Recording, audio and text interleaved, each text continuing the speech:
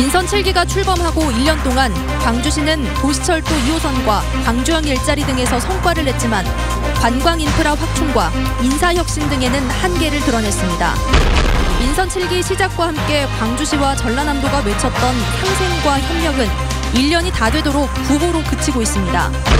나주 SRF 열병합발전소 가동을 2년째 반대해온 혁신도시 주민들이 환경성 조사 제안을 받아들였습니다. 성범죄 전과자가 성폭행을 시도하다 현장에서 붙잡혔는데 간단한 조사만 받고 풀려나 경찰 대응에 논란이 일고 있습니다. 여러분 안녕하십니까? 광주 MBC 뉴스데스크입니다. 이용석 광주시장이 기자회견을 열고 지난 1년을 스스로 평가했습니다.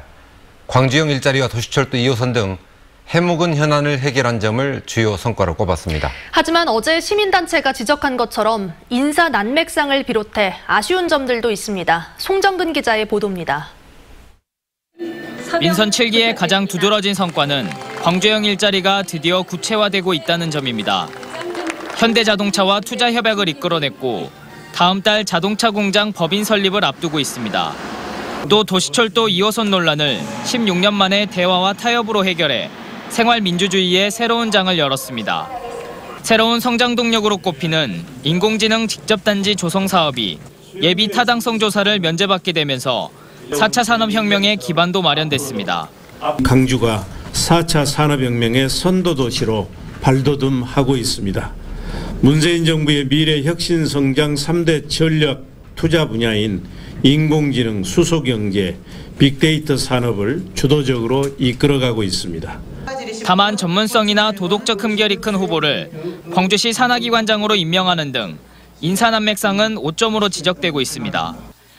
1년 뒤 일몰제를 앞둔 도시공원을 민간 특례 사업으로 조성하는 일에 검찰 수사와 주민의 반발 등 잡음이 이어지고 있는 것도 광주시가 풀어야 할 숙제입니다.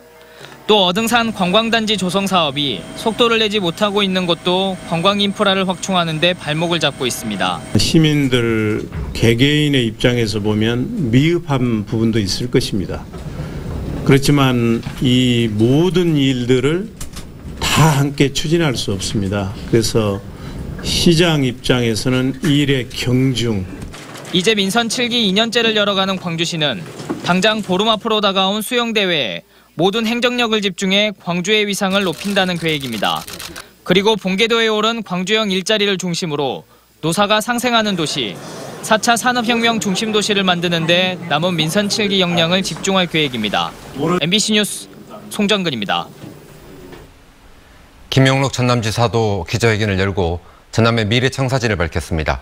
하지만 광주시장과 전남지사 모두 함께 잘 사는 방법, 상생을 위한 노력은 외면하고 있습니다. 보도에 이계상 기자입니다. 광주 광산구와 전남 한평군이 경계를 이루는 지역에 빅그린 산업단지가 조성되고 있습니다. 총 면적 400만 제곱미터 규모로 행정구역상 절반은 광주, 나머지는 전남입니다. 광주 쪽은 완성차 공장 유치 등을 통해서 잔여 부지가 부족할 정도지만 전남 쪽은 기업 유치 계획조차 세우지 못했습니다. 광주 전남 공동 국가산단을 조성한 당초 취지와 달리 광주와 전남의 협업이 제대로 안 되는 상황입니다. 그런데 녹구를 했는데 광주시에서는 완전 부정적이고 강남구에서 엄청나게 반대하고 광주시에 반대하니까 말도 못 거지면하게 하고 있는 상태인 것 같습니다. 빛가람 혁신도시가 조성되고 공공기관 이전 작업도 모두 마무리됐지만 공동발전기금 조성 문제를 놓고 광주시와 나주시의 갈등의 골이 깊어졌습니다. 관련 협약의 한 축인 전라남도가 이렇다 할 해법을 제시하지 않고 있는 가운데 2차 공공기관 이전, 이른바 혁신도시 시즌2는 광주와 전남이 제각각 대비하는 모양새입니다. 상생해야 할 협력기금을 모으기로 했습니다. 이에 대한 나주시와 전라남도의 협력기금에 대해서 적극적인 협력기금 조성에 대한 입장이 있어야 할 것 같습니다. 민선 7기가 출범한 이후 광주시와 전라남도는 딱 한 차례 상생발전위원회를 열었습니다. 광주 군공항 이전 문제를 해결하기 위해서 머리를 맞댔지만 관련 시군들이 거세게 반발하면서 이 문제는 광주시와 전라남도가 다시 만나기 힘든 걸림돌로 작용하고 있습니다. MBC 뉴스 이계상입니다. 빛가람 혁신도시에 건설한 SRF 열병합발전소는 건강을 해칠 거라는 주민들의 반발에 부딪혀서 2년째 가동을 못하고 있습니다. 이 때문에 여러 부작용이 연쇄적으로 발생했는데 일단 가동을 해보고 유해성을 평가하기로 주민들이 합의하면서 문제 해결의 실마리를 찾았습니다. 보도에 이지원 기자입니다. 혁신도시 주민들이 한자리에 모인 보고의 자리. 900여 명이 참석해 열띤 토론을 벌였습니다. 2시간이 넘는 경론 끝에 주민들은 대책위원회의 권한을 위임하기로 결정했습니다. 지금 거버넌스를 깬다면은 무조건 본가동을 한다는데 저희는 합의를 안 할 수밖에 없는 상황이죠. 범대입분들이 너무 고생을 많이 하셨죠, 지금. 권한을 위임받은 주민대책위원회는 10차 민관 거버넌스위원회에서 합의안을 최종 서명할 것으로 알려졌습니다. 지역 난방공사 역시 SRF를 원료로 2개월 동안 시험 가동한 뒤 1개월 동안 본 가동을 하는 것으로 입장을 최종 정리했습니다. 그리고 본 가동 기간 동안 SRF의 유해성 여부가 포함된 환경 영향성 평가를 실시하고 수용성 조사를 통해 열병합 발전소의 가동 여부를 최종 결정하기로 했습니다. 지역 주민들이 많이 양보해서 그리고 그렇게 해서 이렇게 된 것으로 이렇게 보고 있습니다. 그래서 아마 저희가 환경영향 조사를 잘 준비하도록 그렇게 하겠습니다. 하지만 주민들에게 남아있는 강한 불신을 어떻게 풀어낼지는 여전히 과제로 남아 있습니다. 이 때문에 SRF의 유해성 여부를 판단할 환경 영향성 평가는 시민 참여형으로 실시될 가능성이 높습니다. 그리고 주민 투표가 포함된 수용성 조사는 발전소를 중심으로 반경 5km 이내 법정 리와 동주민만을 대상으로 실시될 것으로 보입니다. 2개월 동안의 시험 가동 뒤에 실시되는 환경 영향성 평가와 수용성 조사가 열병합 발전소 가동의 관건이 될 전망입니다. MBC 뉴스 이재원입니다.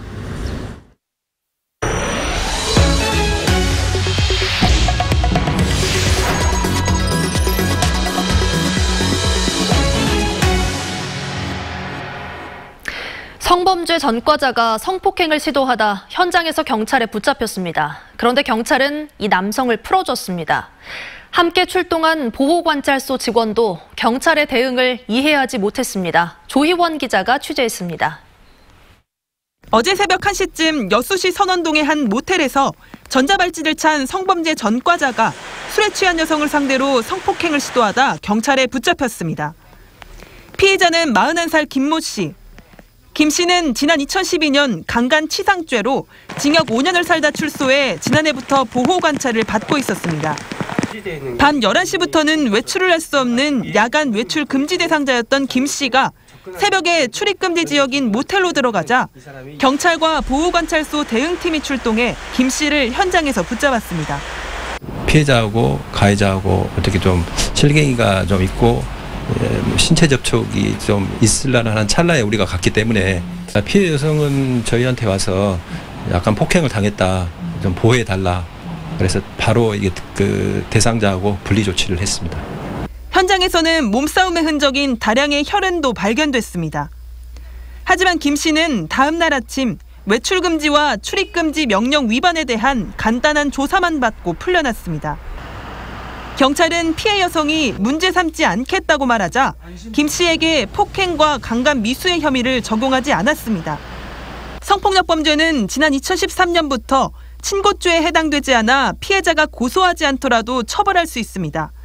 하지만 경찰은 피해 여성의 말만 듣고 김 씨에게 성폭력 미수 혐의를 적용하지 않은 겁니다.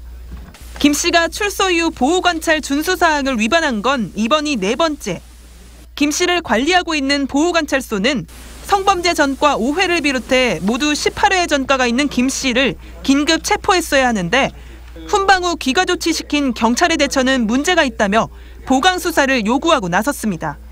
강간 적용이 안 돼서 저희가 요구를 했죠. 이거 전자발찌 대상자이고 이렇게 위험하고 이미 3번째 수사를 했는데 비난은 또 우리가 저번에 다 받았잖아요.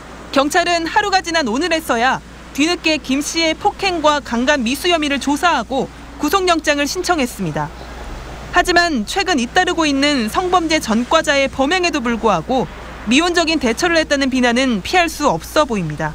MBC 뉴스 조희원입니다. 사건 현장에 출동한 경찰관을 폭행한 시민들이 잇따라 입건됐습니다. 광주 광산경찰서는 어제 오후 2시쯤 광주시 광산구 월곡동의 한 시장에서 민원 신고를 받고 출동한 지구대 소속 26살 원모 경장의 뺨을 한 차례 때린 혐의로 61살 이모 씨를 붙잡아 조사하고 있습니다. 오늘 새벽 0시쯤에는 광주시 광산구 수완동의 한 주점에서 일행과 시비를 벌이던 41살 손모 씨가 신고를 받고 출동한 53살 김모 경위를 머리로 들이받은 혐의로 검거됐습니다. 광주 남부경찰서는 아파트 복도에서 마주친 여성을 따라가 현관문을 만진 혐의로 28살 이모 씨를 붙잡아 조사하고 있습니다.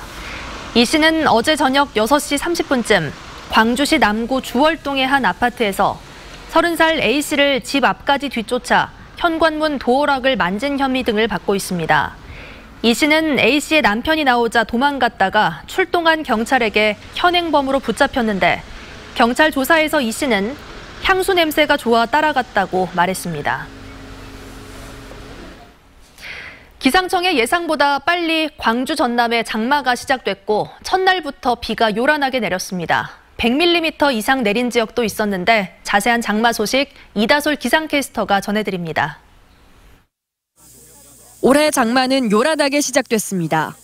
새벽부터 시작된 빗줄기는 오전 중 금세 강해져 광주 전남 곳곳에서 시간당 20mm의 세찬 비가 쏟아졌고 완도와 여수 일부 지역에서는 100mm가 넘는 비가 내렸습니다. 오후 들어 빗줄기가 약해지긴 했지만 비는 내일 오전까지 이어지겠습니다. 여수와 고흥 등 남해안과 지리산 부근은 여전히 호우특보가 발효 중인 가운데 밤사이 폭우가 쏟아질 가능성도 있습니다. 오늘 장마가 시작된 가운데 당분간 장맛비가 오락가락하겠습니다. 내일 오후부터 금요일에는 장마 전선이 일시적으로 남하하면서 비가 주춤하겠지만 주말부터는 또다시 장맛비가 이어지겠습니다. 올 여름 장마철에도 많은 비가 집중될 것으로 예상됩니다. 남부지방 평년 장마기간 32일 중 비가 내린 날은 평균 17.1일로 장마기간의 절반가량 되고 평균 강수량은 348.6mm로 연평균 강수량의 4분의 1가량을 차지합니다. 특히 올 여름에는 국지성 호우가 잦을 것으로 전망돼 각별한 주의가 필요합니다.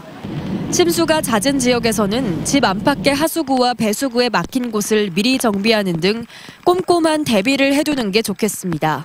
MBC 뉴스 이다솔입니다.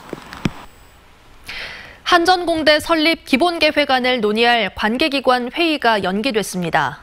국가균형발전위원회는 내일로 예정됐던 한전공대 설립지원위원회를 사정상 잠정 연기한다고 밝혔습니다. 이에 따라 한전이 용역을 통해 마련한 한전공대 설립 기본계획안 공개도 미뤄지게 됐습니다. 학교 비정규직 노조의 파업으로 급식 차질이 불가피할 것으로 보입니다. 광주시 교육청은 다음 달 3일부터 학교 비정규직 노조가 사흘간 파업을 예고함에 따라 대체급식이나 도시락 지참, 단축 수업 등 학교 사정에 맞춰 대응 방안을 마련하도록 했습니다. 또 특수학교와 돌봄교실 등 업무 공백이 예상되는 분야도 학교 내 인력을 활용해 자체적으로 대책을 마련하라고 지시했습니다. 광주 남구가 청사 개발 사업과 관련한 감사원 감사 결과에 대해 재심의를 신청하기로 했습니다. 광주 남구는 위탁개발비 상환 책임이 전적으로 남구에 있다는 결과는 받아들이기 어렵다며 임대 활성화 등 수탁기관으로서 노력해야 할 캠코의 책임에 대해 다시 한번 심의해 줄 것을 요구할 방침입니다. 남구는 또 사안의 중대성을 감안해 채무 부존재 확인 소송 등 법적 대응도 검토할 계획이라고 밝혔습니다. 광주와 전남 환경파수꾼 역할을 해온 광주환경운동연합이 창립 30주년을 맞았습니다. 광주환경운동연합은 오늘 오후 지역 인사와 시민 등 200여 명이 참석한 가운데 창립 30주년 기념행사를 열어 그동안의 성과를 되돌아보고 환경 연구와 보존 활동의 중심이 될 환경센터 건립을 위한 후원 행사를 가졌습니다. 또 광주환경운동연합은 무등산 난개발 계획 철회와 물관리 일원화 정책 제안 등 30년 동안 활동 내용을 담은 백서를 발간했습니다.